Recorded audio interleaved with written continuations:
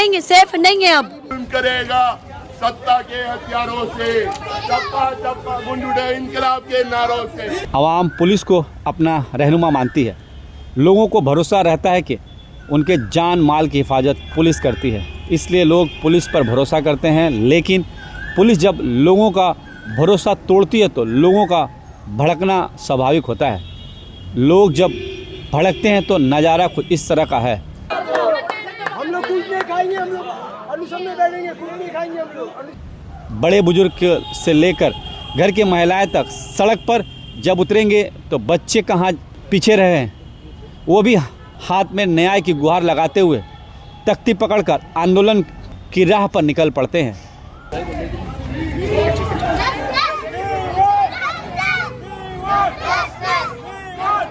We want justice के नारे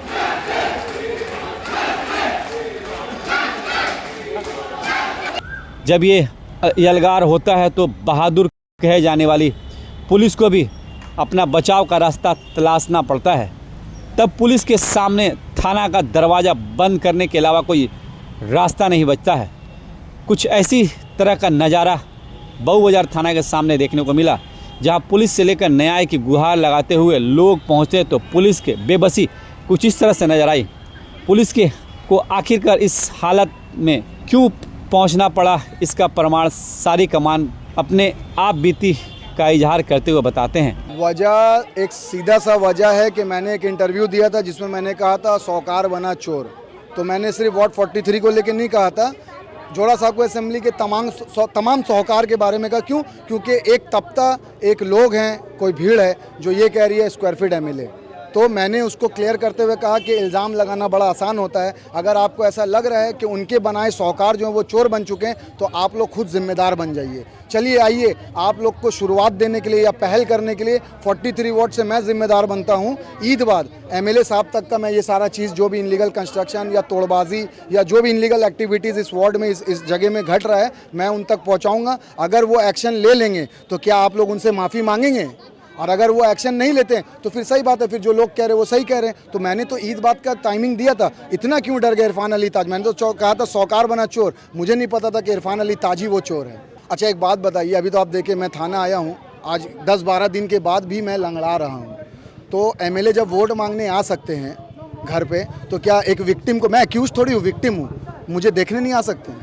उन्हें तो खुद आना चाहिए था भाई, वोट मांगने भी तो आते हैं ना, तो ऐसे भी आना चाहिए था। और मैं अगर वो आते हैं तो मेरा दिल और बड़ा होता, लेकिन उन्होंने उल्टा क्या कह दिया कि मैंने कॉल किया था। सच्ची बता रहा हूँ, मेरे पास कोई कॉल नहीं आया, और अगर हो सकता है मैंने डिलीट कर दिया होगा ताकि मैं ये झूठ बोल सकूं। आप उनको कहना कि कॉल, डायल कॉल में उस डेट में, उस टाइमिंग में एक डायल कॉल दिखा देने।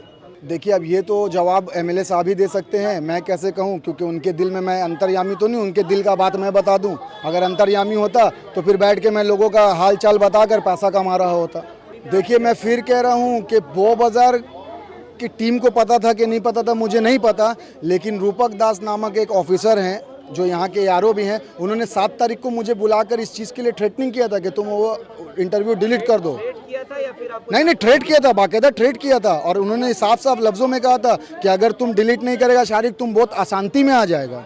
ओसी साहब भी तुमसे बहुत खफा है। हमने क्यों खफा है? ये डेमोक्रेसी कंट्री है, यहाँ फंडामेंटल राइट्स है। अगर मुझे किसी के खिलाफ बोलना, मैं बोल सकता हूँ, बोलने का अधिकार है। आप एक काम करिए, लिखत में मुझे दे दीजिए कि मैं इरफान अली ताज के खिलाफ नहीं बोलूँगा, तो मैं नहीं बोलूँगा।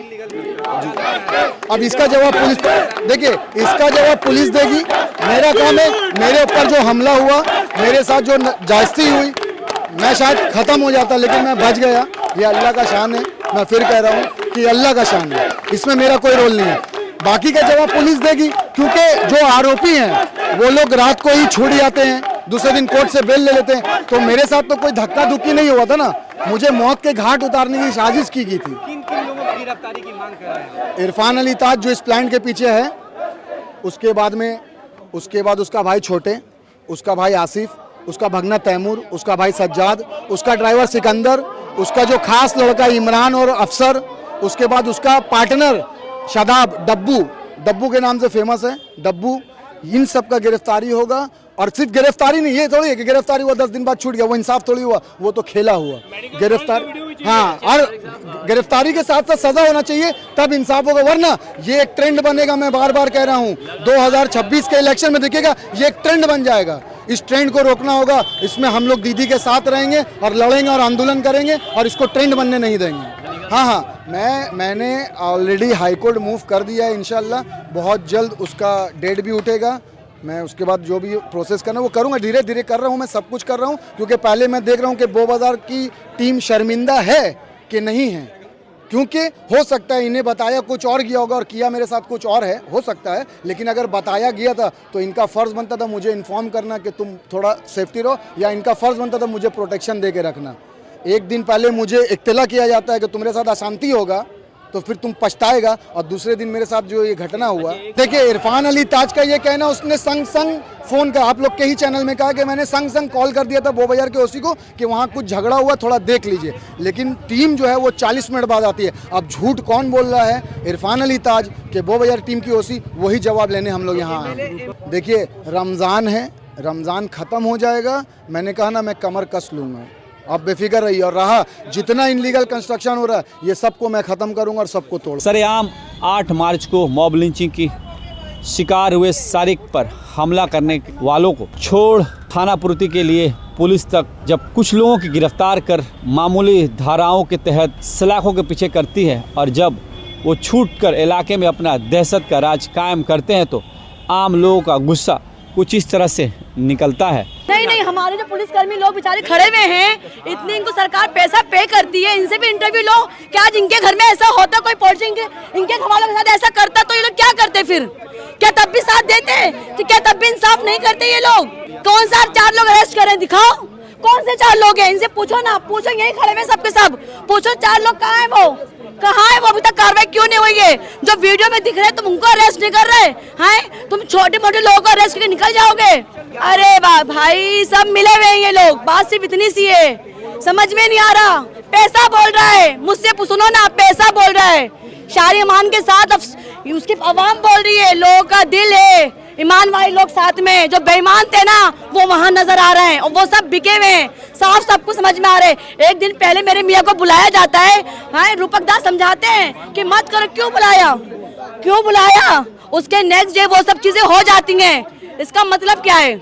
अरेस्ट चाहिए, इरफान अली ताज का अरेस्ट चाहिए। जो वीडियो में लोग नजर आ रहे हैं वो अरेस्ट चाहिए। वो कब अरेस्ट होंगे? इरफान अली ताज।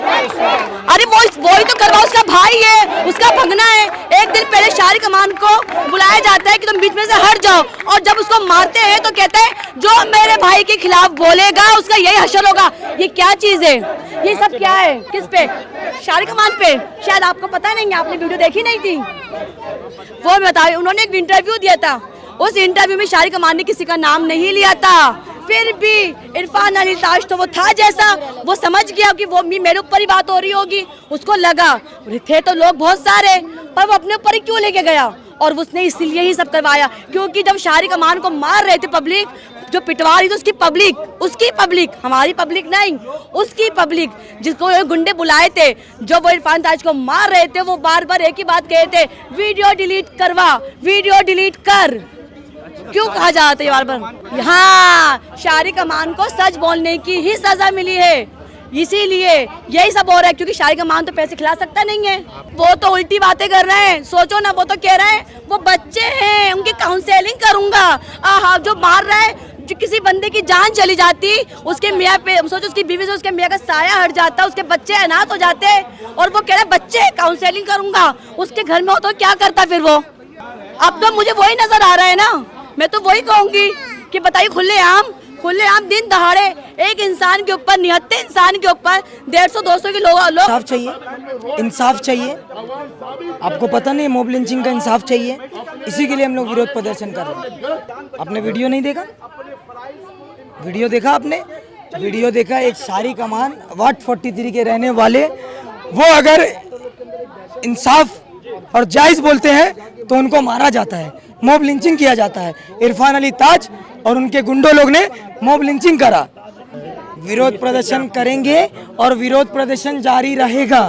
ये मरते दम तक जब तक इंसाफ नहीं मिलेगा ये विरोध प्रदर्शन बंद नहीं होने वाला। देखिए बो बाजार पुलिस स्टेशन हम लोग घेराव किए हैं क्योंकि बो बाजार पुलिस स्टेशन के कोई ऑफिसर से हम लोग को बात नहीं करना, हम लोगों को बात करना है डीसी से, क्योंकि हम लोग उम्मीद छोड़ दी है बो बाजार पुलिस स्टेशन के खिलाफ। आपको अभी मैंने बोला ना, या मरते दम तक जब तक सारी कमान को इंसाफ नहीं मिलता है ये प्रोटेस्ट जारी।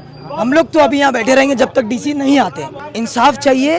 जो एंटी सोशल वार्ड 43 में मॉब लिंचिंग किए हैं उन सबों को अरेस्ट किया जाए और उनके ऊपर धारा जो लगाया गया है वो हटाकर मॉब लिंचिंग का धारा लगाना। लोग कहते हैं कि कानून के हाथ लंबे होते हैं। पुलिस अगर चाहे तो किसी मंदिर या मस्जिद के आगे से एक जूता तक चोरी नहीं हो सकता। ऐसे में पुलिस का हाथ किसने बांध रखा है? सवाल अहम होता है। लोग पूछ रहे हैं, अपनी वर्दी बचाने के लिए पुलिस राजनेताओं के इशारे पर नाचने लगी है या फिर चांदी का जूता सिर पर झुका कर रखा ही है और चंद नोटों के आगे अपराधियों का साथ गल बांधियाँ कर नज़र आ रही है।